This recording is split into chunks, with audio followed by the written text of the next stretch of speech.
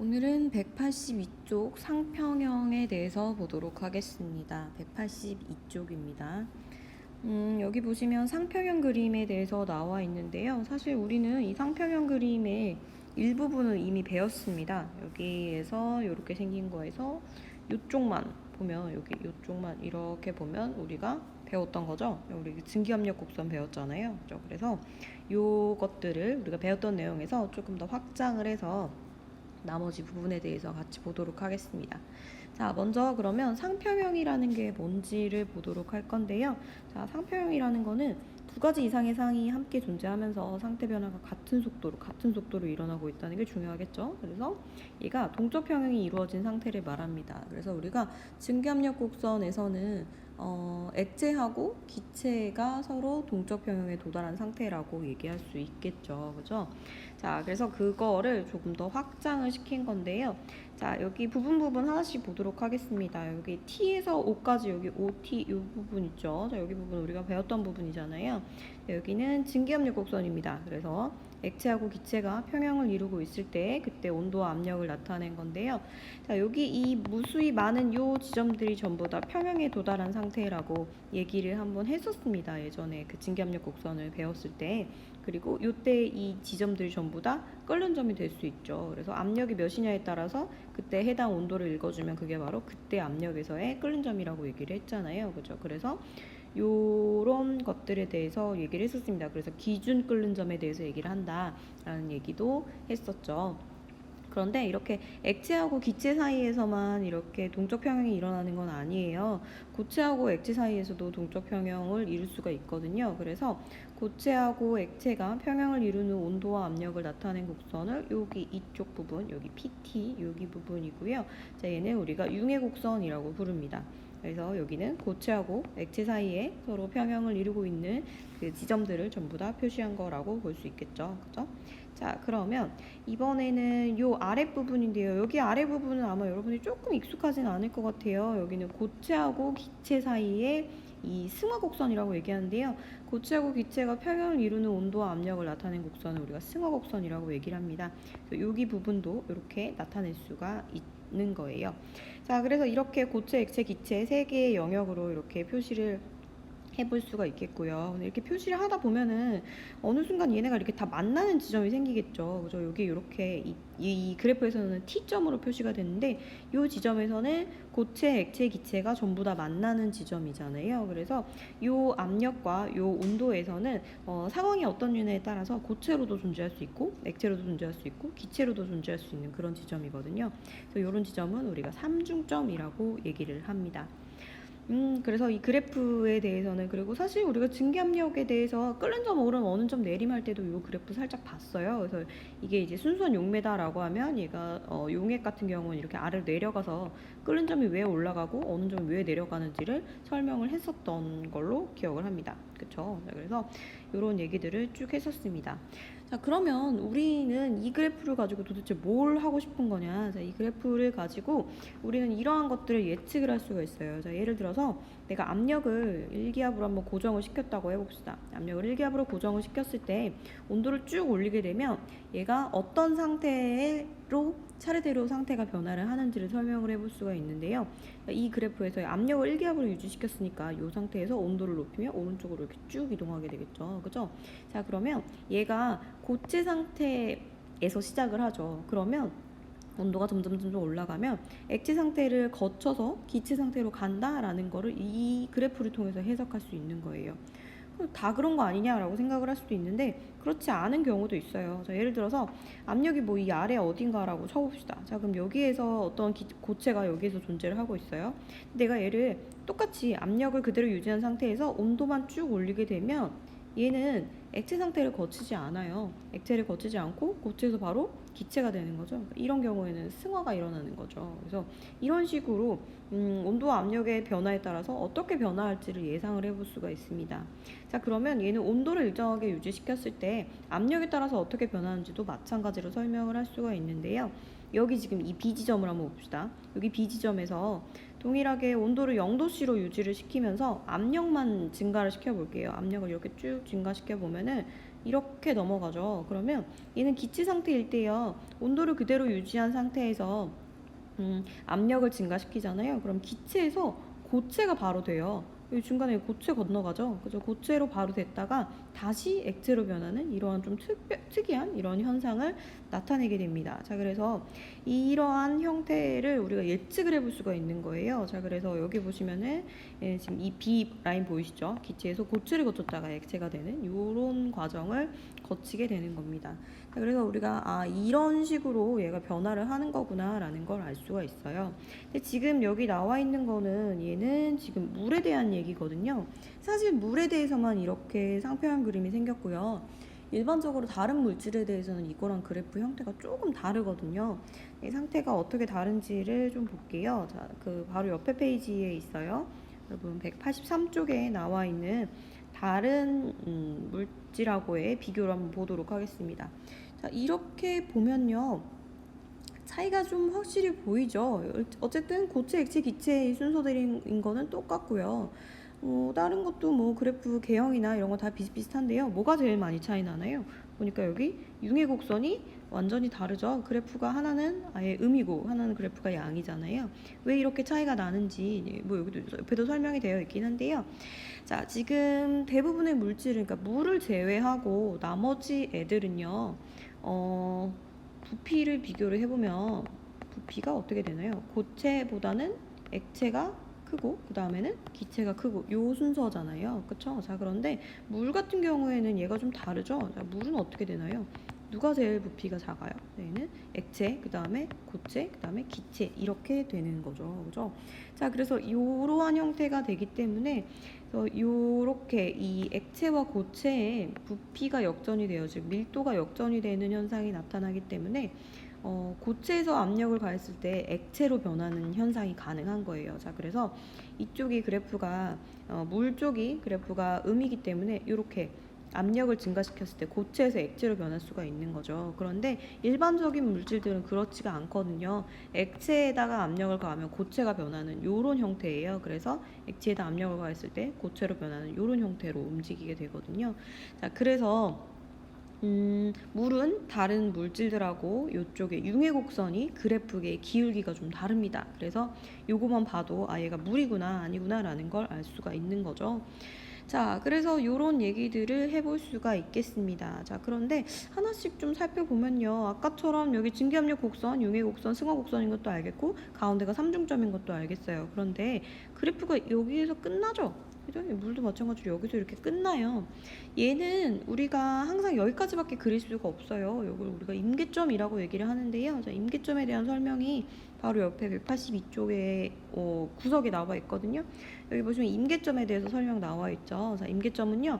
액체와 기체의 두 상태를 서로 구별할 수 없게 되는 온도와 증기 압력을 얘기를 해요. 자, 그래서 이 증기 압력 곡선은 임계점까지만 그릴 수가 있어요. 그 이상은 더 이상 그릴 수가 없거든요. 자, 그래서 물 역시 그 임계점에서의 온도 이거 임계 온도라고 하고 임계점에서의 압력을 임계 압력이라고 얘기를 하거든요.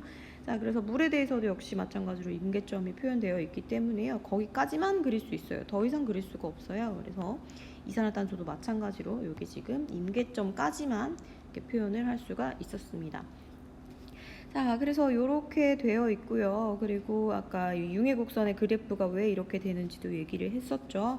자, 그래서 얘 같은 경우에는 여러분 아까 이 증기압력 곡선에서 이 수많은 지점들이 전부 다 끓는 점이라고 얘기를 했죠. 각각의 압력에서 해당 압력에서의 온도를 읽어주면 그게 바로 끓는 점이라고 얘기를 했잖아요. 그쵸?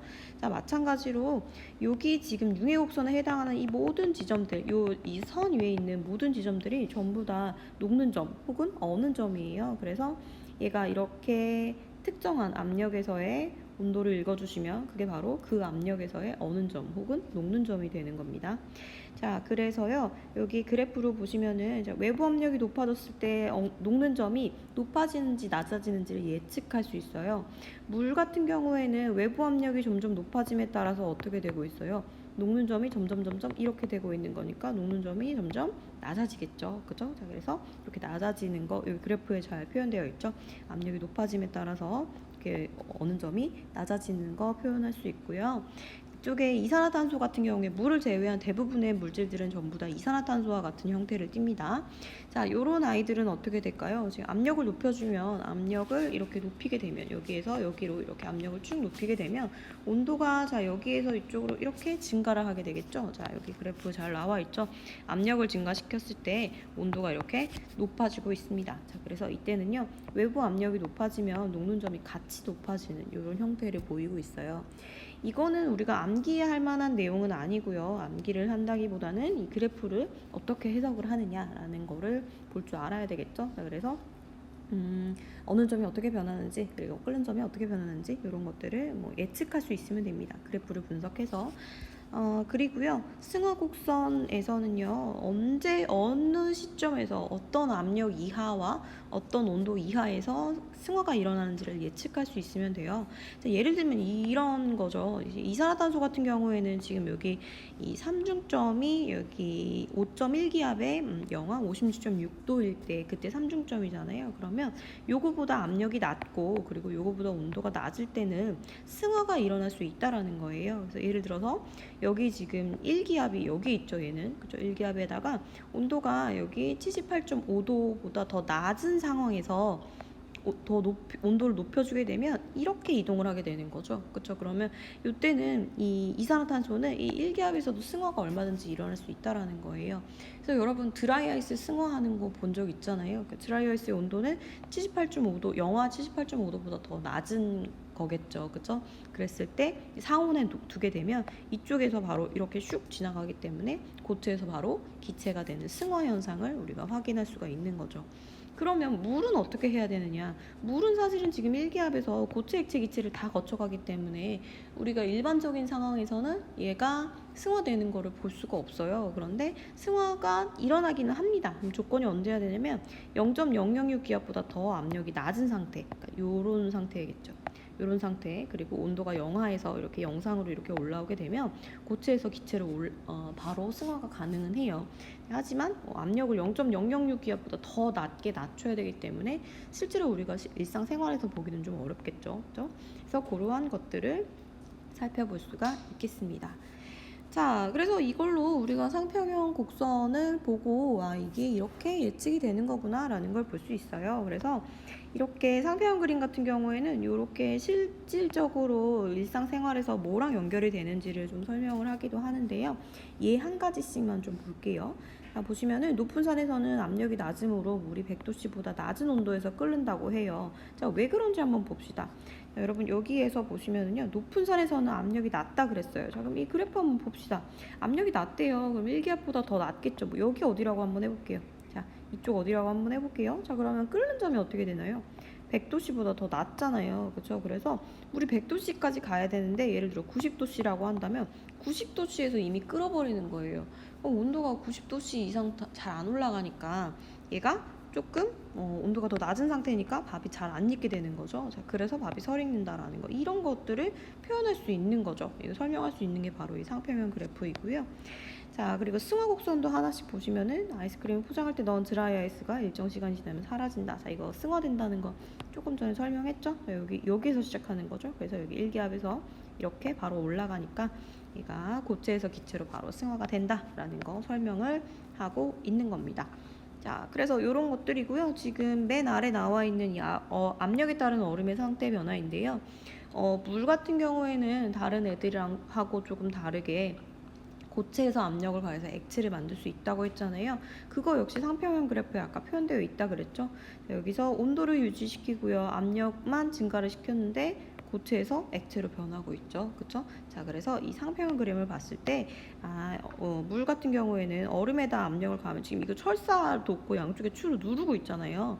그래서 압력을 가하면 이 순간 여기 부분이 녹는 거예요. 그래서 액체 상태가 되어서 철사가 이렇게 아래로 점점 내려가게 됩니다. 이렇게 아래로 쭉쭉쭉 이렇게 내려가요. 완전히 통과를 할 수도 있어요. 그런 다음에 시간이 지나면 여기는 지금 압력에 의해서 살짝 그 부분만 액체가 되었던 거잖아요. 그랬다가 다시 철사가 지나가고 나면 얘네는 아직 온도가 낮은 상태이기 때문에 얼음이 다시 붙어요. 그래서 여기에서 보시면은 여기 철사가 통과한 후에 녹았던 얼음이 다시 얼기 때문에 얼음이 쪼개지지 않고 철사가 얼음을 통과할 수 있는 이런 현상을 우리가 볼 수 있게 되는 겁니다. 이해가 되실까요? 그 상평형 그래프가 여기 그 증기압력 곡선을 조금 확장시킨 거구나 라는 거 정도로만 이해를 하시면 되겠습니다. 자, 그러면 우리는 다음 페이지에 184쪽에서요. 문제 2번하고 3번 여기 물의 상평형 그림이다 라고 해가지고 두 개 연결되어 있죠. 2번하고 3번 문제 같이 한번 풀어보겠습니다. 여러분 강의 잠깐 멈추시고요. 2번하고 3번 문제 풀고 다시 오세요. 자, 풀고 온 거죠. 자, 그러면 우리는 이때 각각 상평형 그래프 한번 어떻게 활용되는지 한번 보도록 하겠습니다. 요 조건에서 물의 안정한 상태를 각각 쓰라고 했어요. 여러분 0도씨 1.5기압이래요. 0도씨 1기압이 지금 여기 있잖아요. 이거보다 높으니까 여기 어디 있겠죠? 그죠? 0도씨 1.5기압 여기 있어요. 그럼 얘는 무슨 상태인가요? 그럼 얘가 고체, 여기가 액체, 얘가 기체라고 했잖아요. 그죠? 그러니까 얘는 무슨 상태죠? 얘는 액체 상태다라는 걸 예측할 수 있겠죠. 그죠? 자, 그러면 이제는 뭘 해볼까요? 자, 여기 2번, 자, 여기 고체, 액체, 기체 쓰고 가도록 할게요. 자, 고체, 액체, 기체. 자, 그럼 0도씨 0.6기압을 보도록 할게요. 0도씨하고 0.6기압은 뭐 여기 어디에 있겠죠? 그죠? 0.006보다는 크고 1보다는 작을 거 아니에요. 자, 그럼 얘는 무슨 상태예요? 얘는 고체 상태겠죠? 얘는 액체 상태이고요. 자, 그럼 60도씨 1기압입니다. 자, 1기압이고 여기 60도씨니까 뭐 여기 어디쯤 되겠죠? 그죠? 자, 여기 어디쯤에 있으니까 얘는 액체 상태일 거고요. 자, 100도씨 2기압을 한번 찾아볼까요? 자, 100도씨 2기압이면 100도씨에다가 저 위에 여기 어딘가 있겠네요. 그쵸? 자, 그럼 얘는 무슨 상태예요? 얘도 액체 상태가 되는 거죠. 그쵸? 자, 그래서 이렇게 달라지는 거 확인할 수 있고요. 자, A에서 다음과 같이 조건을 변화시켰을 때 일어나는 상태 변화를 모두 쓰라고 했어요. 자, 봅시다. 온도를 일정하게 하고 압력을 낮춘대요. 온도를 일정하게 하고, 자, A 여기 있어요. 압력을 이렇게 낮춰줍니다. 자, 이렇게 변하고 있는 거죠. 그죠? 그럼 얘는 뭐에서 뭐로 변해요? 고체에서 기체로 변하는 거죠. 자, 고체에서 기체로 변하는 거 우리가 뭐라고 해요? 승화한다 라고 얘기를 해줄 수 있겠죠. 그죠? 자, 그러면 압력을 일정하게 하고 온도를 높인다고 해요. 압력을 일정하게 하고 온도를 높인대요. 자, 그럼 오른쪽으로 이렇게 쭉 이동하면 되겠죠. 그죠? 자, 이렇게 이동을 하면 그럼 어떻게 되는 건가요? 자, 차례대로 한번 써봅시다. 자, 그러면 고체에서 액체로 됐다가 액체에서 기체가 되겠죠. 그죠? 그럼 차례대로 고체가 액체가 되는 건 뭐라고 하나요? 융해라고 얘기를 하죠. 그죠? 그리고 액체가 기체가 되는 거는 기화라고 얘기를 하죠. 그래서 융해하고 기화가 차례대로 일어나게 되는 거죠. 이해되실까요? 그래서 이런 식으로 우리가 상평형 그래프가 이런 걸 나타내는 거고 이렇게 쓰이는구나 라는 거를 알고 있으면 되겠습니다. 자, 그래서 여기까지 해서 우리가 일단은 온라인 클래스로 할 수 있는 부분들은 여기까지 하고요. 여러분 다시 학교 등교하면 우리는 이제 저 뒤에 3년기 평형 내용 나가고 또 문제풀이 하도록 하겠습니다. 오늘은 여기까지 할게요.